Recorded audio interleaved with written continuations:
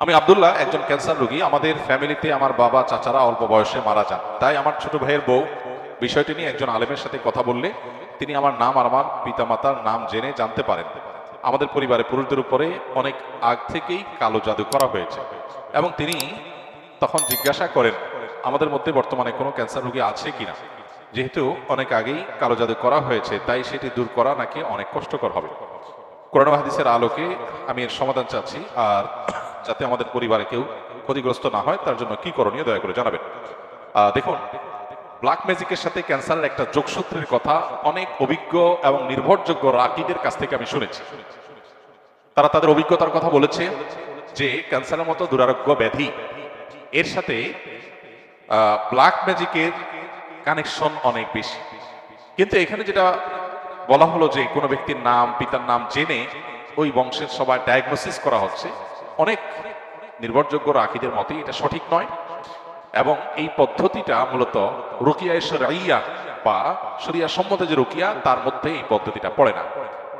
রুকিয়া শরঈয়ার সবচাইতে সহজ এবং স্বাভাবিক পন্থা হলো ডায়াগনোসিসের, যে কোরআনে কারিমের তেলাওয়াত, রুকিয়ার আয়াতগুলোর তেলাওয়াত এবং এ জাতীয় বিষয়গুলো যখন করা হয় তখন রোগী তার মধ্যে একটা অবস্থার পরিবর্তন হয়, অস্থিরতা আর না হলে প্রশান্ত অনুভব করা, এগুলো দেখে মোটামুটি রাকিরা নিরূপণ করেন যে সে এফেক্টেড কিনা। আরো নানাবিধ উপায় আছে, এটা তার মধ্যে একটা। তো এই যে নাম বাপের নাম জেনে পুরা গোষ্ঠী ডায়াগনোসিস করা, দূর থেকে শুধুমাত্র এই নাম দিয়ে ডায়াগনোসিস করা, এটাকে রুকিয়া শরঈয়ার সাথে জড়িত রাকিরা সঠিক বলেন না। এটা হলো একটা কথা। দ্বিতীয় কথা হলো যে আমরা আত্মরক্ষা কিভাবে করতে পারবো। আসুন্নাহ ফাউন্ডেশন থেকে ইনশাআল্লাহ আগামী সপ্তাহের মধ্যেই আশা করছি আমরা একটা লিফলেট আমরা প্রকাশ করব, যেটা আসুন্নাহ ফাউন্ডেশন অফিস থেকে সংগ্রহ করা যাবে বা অনলাইন থেকে আমাদের ওয়েবসাইটগুলো থেকে ডাউনলোড করে নামিয়ে নেওয়া যাবে। কেউ চাইলে ফ্রি সংগ্রহ করে বিতরণ করতে পারবে ইনশাআল্লাহ। সেখানে আমরা জিন জাদু ইত্যাদিতে আক্রান্ত মানুষদের সিমটমগুলো কি থাকে সাধারণত সেগুলোকে আমরা একত্র করে দিয়েছি, এবং সেখানে ব্ল্যাক ম্যাজিক এবং দুষ্ট জিন বদনজর এগুলোর আক্রমণ থেকে, এগুলোর উপদ্রব থেকে নিজেদেরকে সেফ বা নিরাপদ রাখার উপায় কি কোরআন হাদিসের আলোকে অনেকগুলো গাইডলাইন সেখানে দেওয়া আছে। এগুলো আমরা মেনে চললে আশা করে যে আল্লাহ তাআলা আমাদেরকে হেফাজত করবেন। এর ভিতরে মোস্ট কমন হলো সকাল সন্ধ্যার দোয়া এবং জিকির। এটা যাতে কোনো অবস্থাতে মিস না হয়। বিশেষ করে সকাল সন্ধ্যা দোয়া জিকিরের মধ্যে রক্ষা কবচ যে দোয়া জিকির গুলো আছে এগুলো কিন্তু খুবই গুরুত্বপূর্ণ। তিন কুল, বিসমিল্লাহিল লাযী লা ইয়াদুররু মা ইসমিহি, তারপরে আপনার হাসবিয়াল্লাহু লা ইলাহা ইল্লাহু, আয়াতুল কুরসি, এই রক্ষা কবচ আমলগুলো বিশেষভাবে পালনীয় সকাল সন্ধ্যা। এটা যদি নিয়মিত কেউ করে আল্লাহ তাআলা তাকে হেফাজত রাখবেন। সুন্নাহ সম্মত রোজাগুলোর সম্পৃক্তবার, বিশেষ করে চাঁদের 13, 14, 15 ব্ল্যাক ম্যাজিক থেকে বাঁচার জন্য এই 3 দিনের রোজা খুবই গুরুত্বপূর্ণ। রোজা এখন ডাক্তাররা রাখতে বলে স্বাস্থ্যের জন্য ভালো, নবী সাল্লাল্লাহু আলাইহি ওয়াসাল্লাম বহু আগে বলে গেছেন। এখন সেটার নানা স্বাস্থ্যগত উপকারী দিকও আমরা জানতে পারছি। অতএব আইয়াম বীজের রোজাগুলো রাখলেও সেহের ইত্যাদি থেকে, ব্ল্যাক ম্যাজিক ইত্যাদি থেকে আল্লাহ তাআলা হেফাজত রাখবেন। তৃতীয়ত, বাসা বাড়িতে কোরআনে কারিমের তেলাওয়াত, এটার পরিমাণ আমাদের বাড়ানো দরকার। আমরা অনেকেই আছি বাসা বাড়িতে কোরআন তেলাওয়াত করি না। মোবাইলে ইউটিউবে সারাদিন আমরা এই ভিডিও সে ভিডিও দেখি, সেগুলোতে ব্যাকগ্রাউন্ডে মিউজিক বাজে, আমাদের খবরও নাই। যে বাসায় মিউজিক বাজবে সে বাসায় শয়তান আসবে, মানুষ এফেক্টেড হবে, নানাভাবে আক্রান্ত হবে, এটা খুব স্বাভাবিক। এই জন্য ওই পথগুলো বন্ধ করতে হবে। আর এই দিকে এসে কোরআনে কারিমের তেলাওয়াত বাড়াতে হবে। শুধু তেলাওয়াত না, সরবে তেলাওয়াত, উচ্চস্বরে তেলাওয়াত।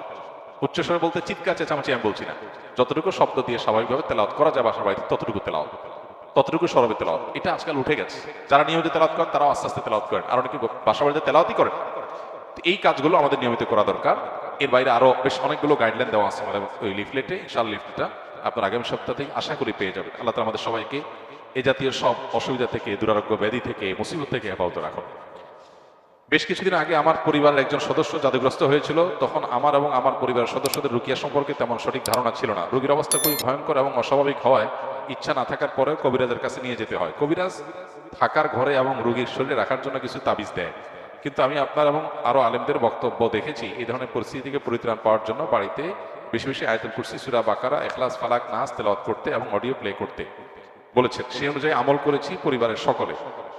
প্রথম রোগী কোরআন তেলাওয়াত শুনতেই পারতো না। ধীরে ধীরে আল্লাহর রহমতে সে এখন পরিপূর্ণ সুস্থ স্বাভাবিক আছে।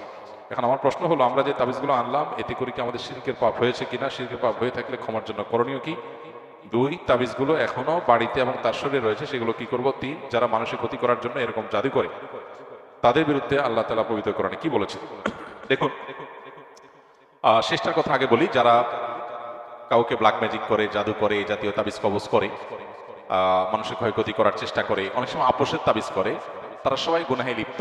এবং যারা এই জাতীয় জাদুর কাজ করে, সে জাদুকর, তারা ইসলামী শরিয়ার বিচারে মৃত্যুদণ্ড পাওয়ার মতো অপরাধে লিপ্ত। অর্থাৎ ইসলামী বিচার ব্যবস্থা থাকলে ইসলামী আদালত, বিচারিক আদালত তাদের মৃত্যুদণ্ড ঘোষণা করবে। এইরকম জঘন্য অপরাধ তারা করে, কারণ এর মাধ্যমে একটা মানুষকে শেষ করে ফেলা হয়। ব্ল্যাক ম্যাজিক সম্পর্কে যারা এই মুসিবতে পড়েছেন তারা হাড়ে হাড়ে টের পাচ্ছেন এটা কি জিনিস।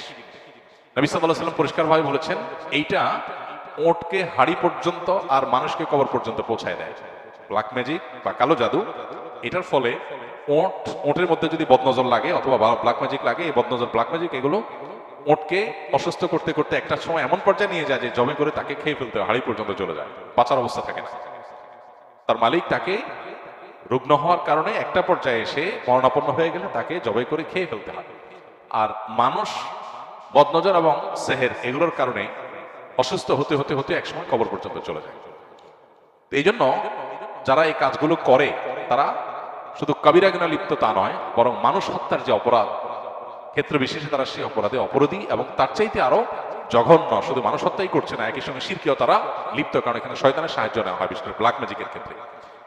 কেউ যদি আগে থেকে এরকম তাবিজ কবজ নিয়ে থাকে, বিশেষ করে তাবিজ কবজের মধ্যে ফেরাউন, নমরুদ, হামান, অমুক তমুক লেখা থাকে এবং অনেক সাংকেতিক বিষয় আসলে লেখা থাকে, তাদের উচিত তওবা করা। প্রথমত নবী করিম সাল্লাল্লাহু আলাইহি ওয়াসাল্লামের যে চিকিৎসা পদ্ধতি, এর মধ্যে তাবিজ দেওয়া নেওয়া ছিল না। তিনি কখনো তাবিজ কাউকে দেননি, নিজে ব্যবহার করেননি। তিনি কি করেছেন? ঝাড়ফুঁক করেছেন, কোরআনে কারিমে আয়াত পড়ে ফু দিয়েছেন, অন্যকে দিয়েছেন। এটা হলো সুন্নাহসম্মত ট্রিটমেন্ট।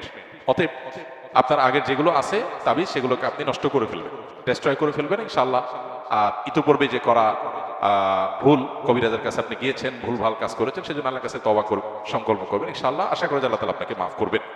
আর এখানে আপনার বক্তব্য থেকে বোঝা গেল যে যারা সেহের সম্পর্কে ধারণা রাখে না, তারা যদি সত্যানুসন্ধানের দৃষ্টিতে খোঁজার চেষ্টা করে তাহলে তারা পথ পেয়ে যাবে।